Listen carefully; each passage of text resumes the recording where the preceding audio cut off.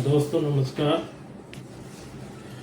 जैसा कि आप लोग जानते हैं कि होली का त्यौहार आ रहा है और होली के त्यौहार में लगभग सारे लोग बिजी रहेंगे। फिर भी होली के इस त्यौहार की अग्रिम शुभकामनाएं मैं अपने सारे टीम्स के लोगों को देना चाहता हूं। और इसके साथ साथ मैं कुछ प्रोजेक्ट्स पे आज बात करना चाह रहा हूं कि अभी एमएसएमई प्रमोशन काउंसिल इंडिया की तरफ से वर्मी कंपोस्ट प्रोजेक्ट की ट्रेनिंग हुई है कि जो कि सक्सेसफुल ट्रेनिंग हुई है। लगभग सभी लोगों ने इसको सराहा है। इस प्रोजेक्ट के तहत वर्मी कंपोस्ट का उत्पादन किया जाएगा और जो भी उसका उत्पादन होगा उसको हम नेशनली या इंटरनेशनली मार्केट में सेल आउट करेंगे और अपने लोगों को आय का एक अवसर दिलवाएंगे। आप सभी लोग जानते हैं कि हम जो है गरीबी को दूर करने, लोगों को रोजगार देने, लोगों का पलायन रोकने की दिशा में काम कर रहे हैं, ये आप भली भांति परिचित है। और मैं ये कहना चाहूँगा कि इन प्रोजेक्ट्स के माध्यम से हम ये काम करेंगे और लोगों की गरीबी को या निरंतर आय जिनकी नहीं है, जैसे साल में 2 बार कमाते हैं या कभी कभी कमाते हैं, उनकी एक निरंतर आय हो जाएगी। और अभी वर्मी कंपोस्ट ही नहीं, अभी एक फ्लावर मैनेजमेंट,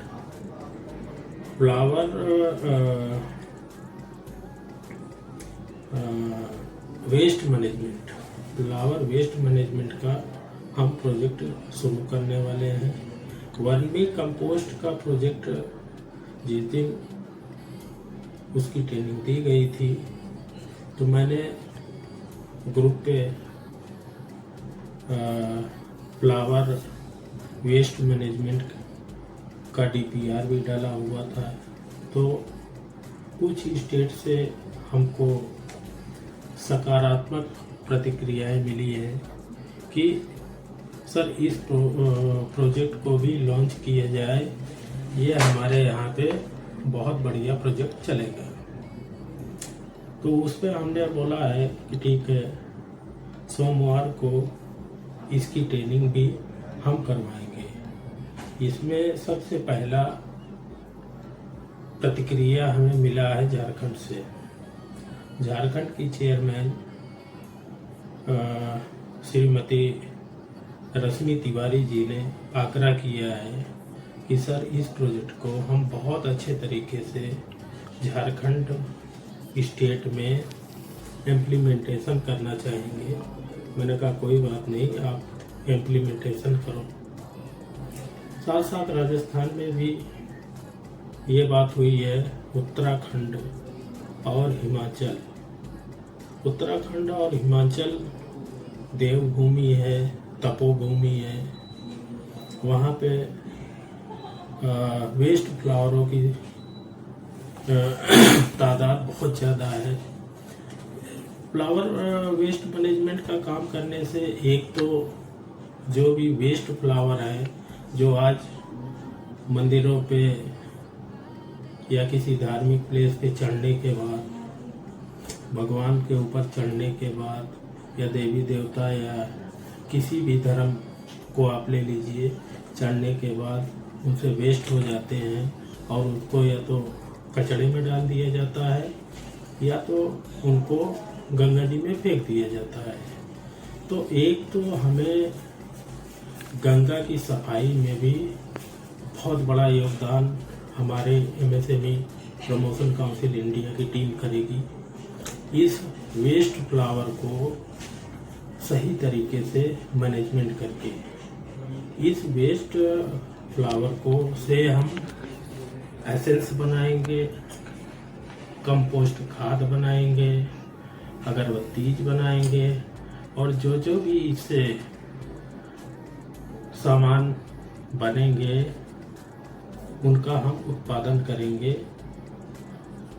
क्योंकि ये वेस्ट है, ये फ्लावर वेस्ट होता है और वेस्ट फ्लावर से अगर हम ये सब सारी चीज़ें करेंगे तो हमारे पर्यावरण को भी आज जो नाइट्रोजन की संख्या बढ़ रही है, हाइड्रोजन की संख्या बढ़ रही है, उसमें भी पर्यावरण विभाग से भी हमें अनुदान की तो कामना नहीं करता हूँ मैं, लेकिन शाबाशी ज़रूर मिलेगी, क्योंकि हम इन्वायरमेंट को क्लीन करने का प्रयास कर रहे हैं। इसके साथ साथ हम बायो फर्टिलाइज़र, जो कि आज की नीड है, जब हरित क्रांति आई थी 1966-67 में, तो उस समय हमारे देश में यूरिया और डीएपी का प्रचलन हुआ था, जो कि 1966 के पहले हमारे यहाँ हमारे देश में केवल एक ही खाद होती थी, वो थी गोबर की खाद। लेकिन हरित क्रांति के बाद हमारे यहाँ डीएपी, यूरिया और ये जितने भी केमिकल के सामान है या फर्टिलाइज़र हैं, उनका चलन इतना बढ़ गया है कि आज देश का हर इंसान किसी न किसी रोग से ग्रसित है। 1966 के पहले हमारे यहाँ कैंसर का रेशियो 1% हुआ करता था।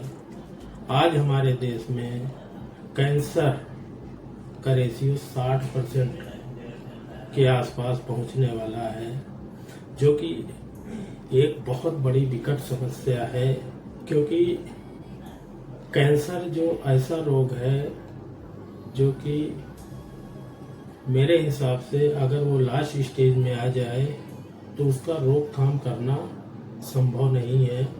अगर रोकथाम उसका हो भी सकता है तो इतने पैसे उसमें लग जाते हैं कि आम आदमी उसको अफोर्ड नहीं कर सकता है।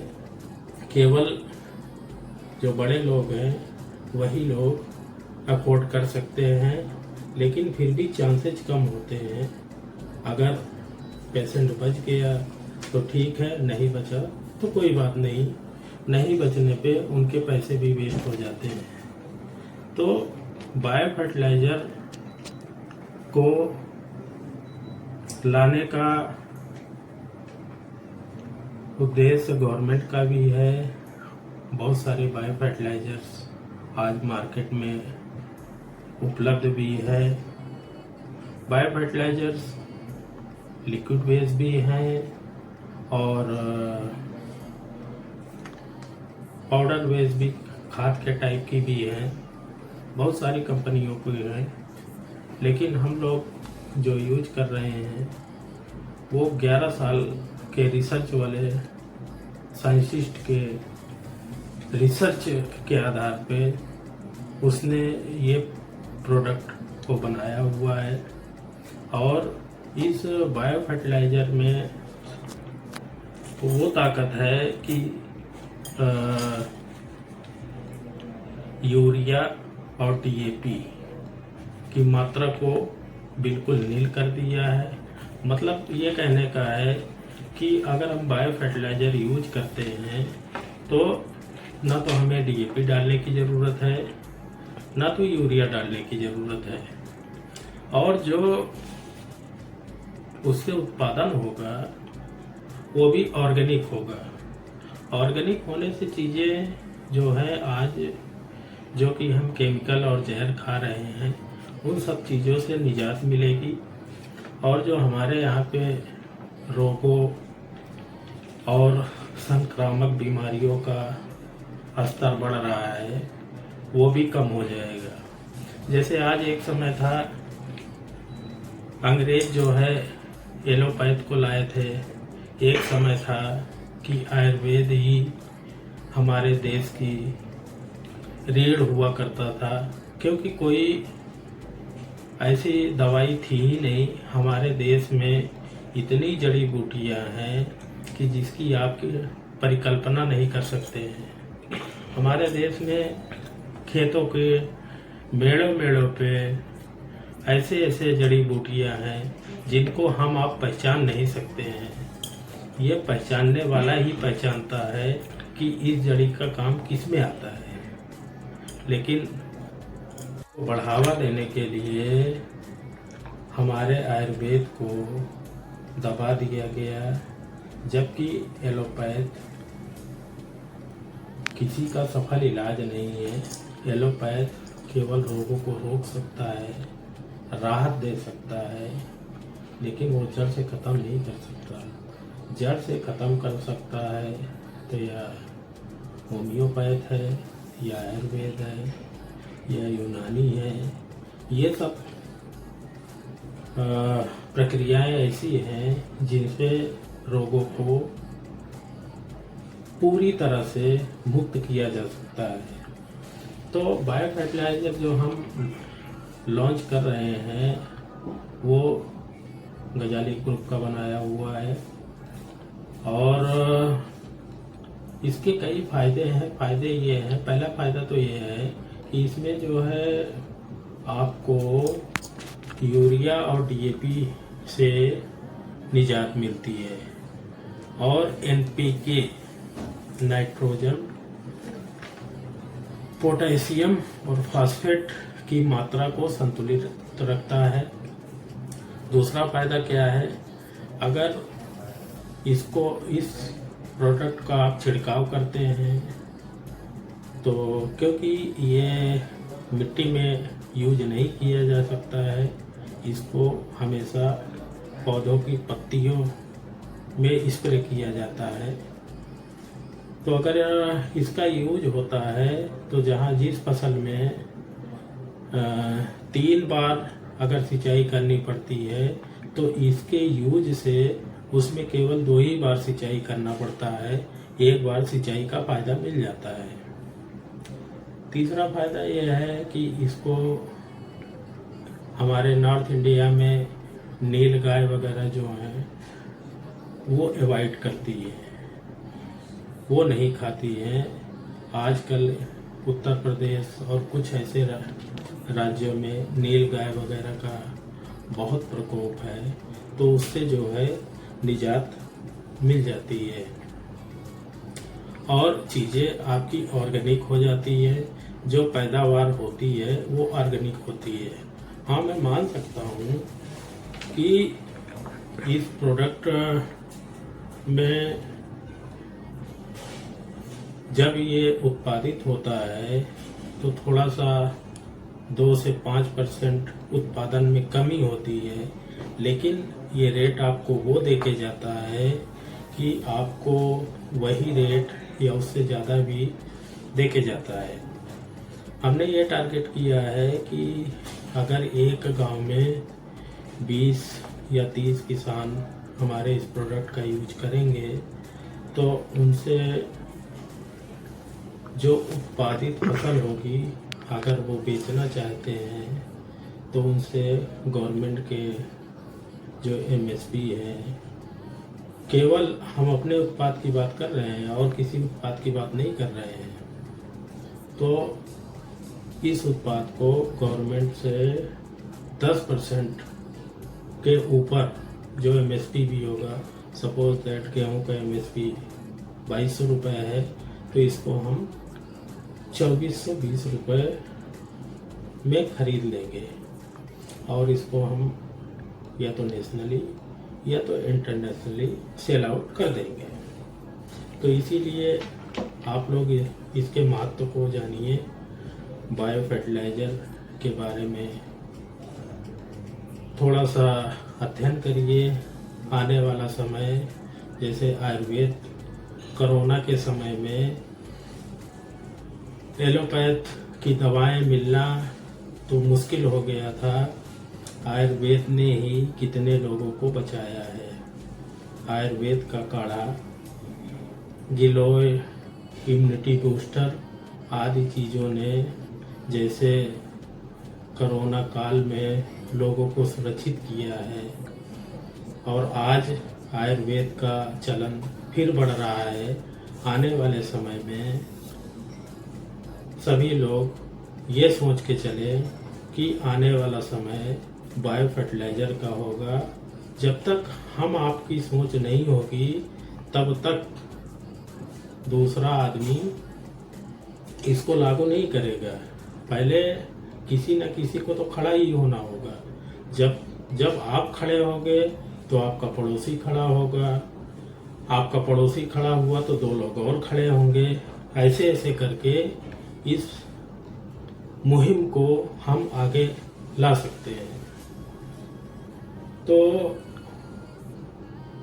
हमें अपने काउंसिल के माध्यम से मैं ये कहना चाहता हूँ कि देखिए, हर इंसान को नीड है पैसा। आज पैसा सब कुछ है, लेकिन एक हिसाब से देखा जाए तो कुछ भी नहीं है, क्योंकि महंगाई इतनी बढ़ गई है। पहले जो काम 10 रुपए में होता था, आज वही काम 1000 रुपए में होता है। हमें याद है कि हमारे एक रिलेटिव थे, 1968 में 67 और 68 में उन्होंने जॉब की पहली सैलरी, गवर्नमेंट जॉब की पहली सैलरी उनको मिली थी। तो 168 रुपये थी।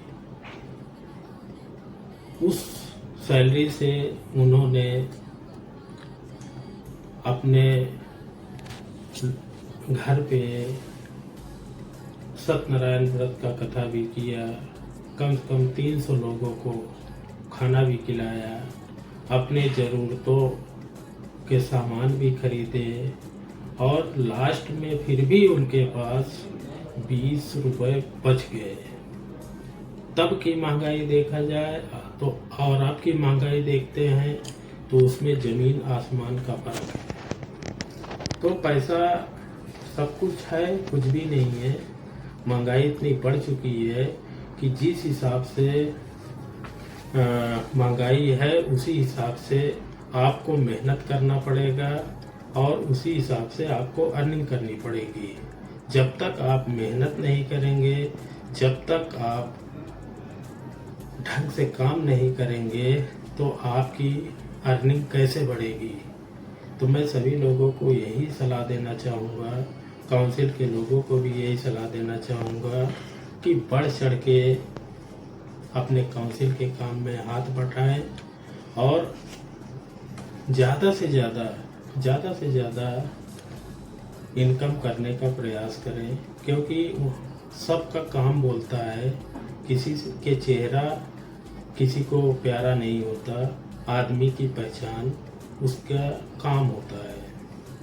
अगर आप ढंग से काम करेंगे तो दुनिया आपको जानेगी। देखिए, आप कहीं जॉब करते हैं, किसी मल्टीनेशनल कंपनी में भी जॉब करते हैं, तो आपको ज़रूर, जाहिर सी बात है, सैलरी आपको ज़्यादा मिलेगी, लेकिन सम्मान नहीं मिलेगा। लेकिन यहाँ पे मान भी है, सम्मान भी है, पैसा भी है। अगर आप मान के चलिए किसी स्टेट में जाते हैं, किसी भी काम से जाते हैं, तो कम से कम 500,000 लोग आपके लिए खड़े हैं, आपको माला फूल लेके खड़े हैं, आपके लिए, आपके स्वागत के लिए खड़े हैं। तो ये कम सौभाग्य की बात नहीं है। तो इसीलिए मैं सबसे यही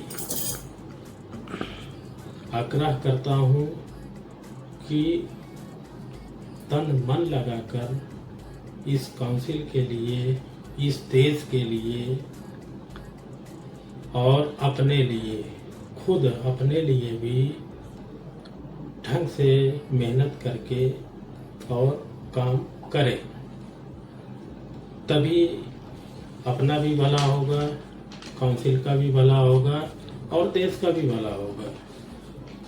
अब हम आते हैं थोड़ा सा, कुछ लोग ऐसे मैंने सुने हैं मार्केट में कि आईडी कार्ड वगैरह के लिए भी पैसे ले रहे हैं, जो कि पूर्णतः गलत है।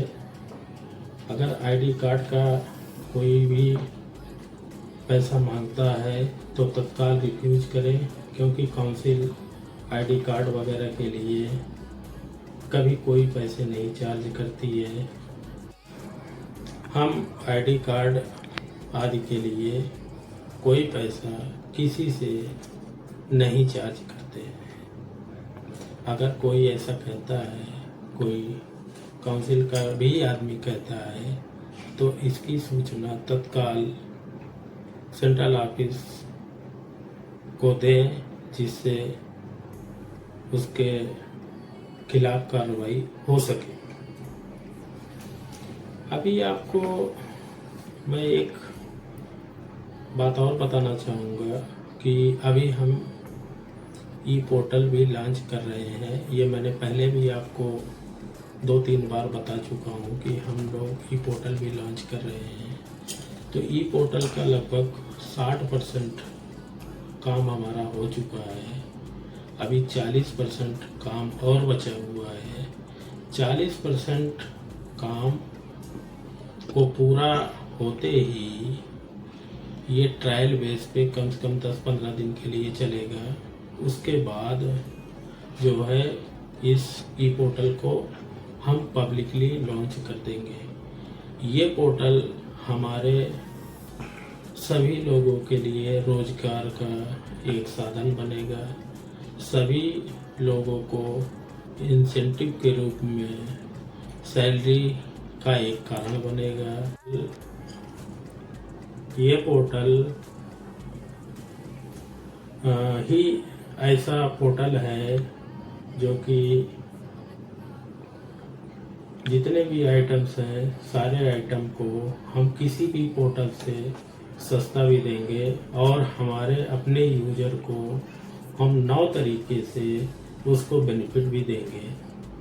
और जो हमारा डिस्ट्रीब्यूटर बनेगा या हम अपनी टीम के जिस आदमी को भी डिस्ट्रीब्यूटर बनाते हैं, तो उसको एक स्वतः रोजगार तो मिलेगा ही, और काउंसिल की टीम ही स्टार्टिंग में उसको 1000 क्लाइंट या आप कह लीजिए खरीदार उनको प्रोवाइड करेगी, जिससे कि उनका रोजगार त्वरित टाइम से उनका कारोबार चलने लगेगा। अब आपने देखा होगा कि बहुत सारे लोग ग्रोसरी की या परचून की दुकान खोलते हैं, लाखों रुपए लगा के, 2 लाख 5 लाख रुपए लगा के दुकान खोलते हैं, लेकिन क्या होता है कि उनको कस्टमर बनाने में टाइम लगता है।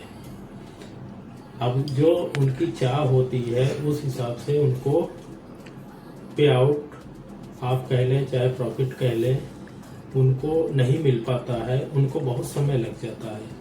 लेकिन जब हमारे ही लोग 1000 लोग वहाँ पे त्वरित से खरीदारी शुरू कर देंगे, तो उनका लाभ जो है त्वरित से ही चालू हो जाएगा। तो इसीलिए सब कुछ सोच के हमने ई पोर्टल लॉन्च करने का एक प्रयास किया है। इस पोर्टल के तहत अभी हम जो महिलाओं से जो भी प्रोडक्शन कराएंगे या जो भी हमारे बेरोजगार लोग हैं जिनको हम मशीन वगैरह उपलब्ध करा के जिनसे प्रोडक्शन कराएंगे, उनको भी इसी ई पोर्टल के माध्यम से उनको भी सेल आउट कराएंगे। अगर विदिन 1 वीक, जैसे मैं पहले भी बोला हूँ और आज भी वही बात बोलूँगा और हमेशा यही बात बोलूँगा कि अगर विद इन 1 वीक उनका माल सेल आउट नहीं होगा तो MSME प्रमोशन काउंसिल इंडिया उनके माल को खुद परचेज करके उसको इंटर स्टेट कनेक्टिविटी के थ्रू या उसी स्टेट में उसको बेचने का कार्य सफलतापूर्वक करेगी। क्योंकि अभी जो हम टीमें बना रहे हैं वो हमारी टीमें गांव-गांव तक बन रही हैं और यूपी जैसे स्टेट में ये टीम हमने 10 लाख से लेके 50 लाख तक बनाने का अगले 6 महीने में लक्ष्य रखा है। क्योंकि भौगोलिक दृष्टि से या जनसंख्या की स्थिति से देखा जाए तो यूपी हिंदुस्तान का सबसे बड़ा राज्य है और राजनीतिक दृष्टि से भी सबसे बड़ा राज्य उत्तर प्रदेश ही है। तो उत्तर प्रदेश में इस समय 25 करोड़ की जनसंख्या है, तो 50 लाख लोग कम से कम तो होने ही चाहिए।